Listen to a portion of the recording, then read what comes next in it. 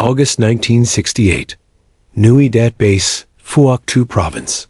Chief Petty Officer Marcus Webb, SEAL Team 1, had spent 6 years becoming what America called elite. Underwater demolition. Halo insertions. Close quarters battle refined to instinct. He had trained with Green Berets at Fort Bragg, run cross-border reconnaissance into Laos, and earned 2 bronze stars before his 28th birthday, 3 weeks into an exchange observation with the Australian SAS. He nearly ended his career. Webb sent a classified cable to MACV headquarters, formally requesting permission to abandon standard U.S. patrol doctrine. His commanding officer in Da Nang thought he had lost his mind. His teammates believed he had gone native. But Webb had seen something in the jungles of Phuoc Tuy that made everything he learned at Coronado feel like staged theater. The man who changed him was Sergeant Colin Blackbird. Dempsey 5-Foot-8, former abattoir worker from Adelaide. A man who moved through triple canopy jungle the way smoke moves through wire. An operator who once stalked a single NVA battalion commander for 14 days without being detected. The Viet Cong had placed a 50,000 piastre bounty on him. Dead only. They didn't want him captured. They didn't want him interrogated. They wanted proof he could die. To understand how a decorated American SEAL came to believe his own elite training was fundamentally flawed. We have to return to Webb's first patrol with Blackbird's team, the night he learned that everything he knew about hunting men was wrong. 3 weeks earlier, everything had looked very different. The Huey banked hard over Nui Dat, and Webb caught his first glimpse of the base that would dismantle everything he understood about warfare. It was smaller than he expected, quieter, where American fire bases hummed with generators and constant radio chatter. This place felt almost pastoral. Red dirt roads lined with rubber trees. Men moving with an economy of motion that appeared casual until you noticed the alertness behind their eyes. The Australian task force had operated in Phuoc Tuy for 2 years. 2 SAS squadrons.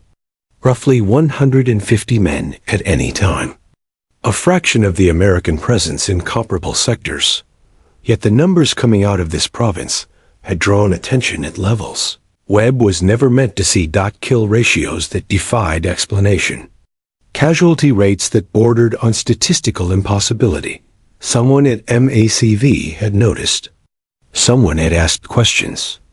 Those questions filtered down until they landed on Webb's desk, disguised as a routine assignment. Observe, not advise. Not train. Watch and report. Translation. The Pentagon wanted to know what these sheep farmers and factory workers from the far edge of the world were doing. That America's best could not replicate. Australian SAS kill ratios ranged between 50-1 and 100-1. Their casualty rate was the lowest of any Allied unit in Vietnam. Entire American divisions couldn't match what 2 squadrons were achieving. The numbers didn't align with doctrine. Not American doctrine.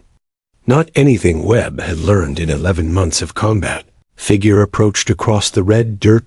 Short, wire lean, weathered skin. Pale blue eyes that evaluated Webb with the detached patience of someone assessing livestock. No salute. No formal greeting. Just that measuring gaze. Sergeant Colin Dempsey, he said. They called him Blackbird.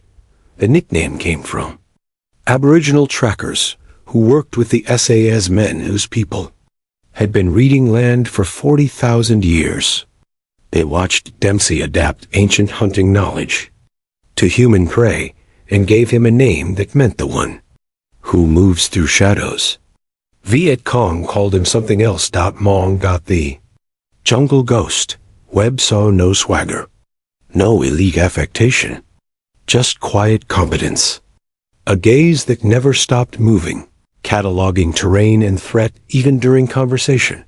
The first words Dempsey spoke stayed with Webb for life. "You're here to learn how to hunt," he said. Everything else you think you know is theater. That night's briefing shattered every assumption. Webb carried no terrain models, no acetate overlays, no fire support coordination, no helicopter contingencies. Just Dempsey, 4 men, and a hand-drawn map sketched by someone who had actually walked the ground. Introductions were minimal. Corporal Tommy Doolan, Aboriginal tracker from Arnhem Land. Eyes older than most nations. Private Kevin Fitzgerald, red-haired. Freckled. Private James Okongwo, the radio operator. Son of Nigerian immigrants to Sydney. Corporal Daniel Morrison, former Jackaroo from Queensland. They acknowledged. Webb with neutral nods. Professionals evaluating a variable. Standard reconnaissance patrol, Dempsey said. East of the Song Rai River. Enemy supply caches suspected. Duration, minimum 5 days. Maxima however long it takes. Webb waited for the rest. Fire support. Extraction plans. Air assets. None came. Rules of engagement, Dempsey continued. Avoid contact at all costs. If we're seen, we've failed. If we're heard, we've failed. If we fire a weapon, we've failed. Webb felt something shift. What about fire support? The Australians exchanged a glance. We don't call fire support, Dempsey said. If we need artillery, we've already failed so badly, it won't save us. The enemy can mass a company on our position in 20 minutes. Artillery response takes 12. By the time rounds land, we're gone or dead. What happens if you make contact? Then we didn't do our job. The mission, Dempsey explained, was not combat. It was intelligence. Find the enemy. Learn patterns. Decide when or if to engage. We never fight fair, he said. We never fight prepared enemies. When we kill, we do it with every advantage stacked. How do you get those kill ratios? Patience. He told Webb about Hobo Woods. 6 weeks stalking one battalion commander. Watching him eat, sleep, visit his woman. One night, Dempsey said. No shots fired. Entire command staff gone. Battalion collapsed within a month. One night of patience achieved what a year of American operations could not. They stepped off before dawn. No helicopters. No vehicles. 6 men walked through the wire and vanished into scrub, like ghosts dissolving into mist. The jungle closed fast. Humidity crushed breath. Light turned green and drowned. Dempsey raised a fist. Watch me. He didn't walk. He flowed. Every step was a decision. Weight transferred only after certainty. Body low, center controlled. Silent beyond belief. Webb tried. A boot. Crunched. The sound cracked through jungle like a gunshot. Dempsey turned, not angry, disappointed. You're walking like you're going somewhere, he whispered. Stop, you're being somewhere. Tommy Doolan took point. He didn't move carefully. He read the ground. Micro adjustments Webb barely perceived. Your feet argue with the earth, Doolan said later.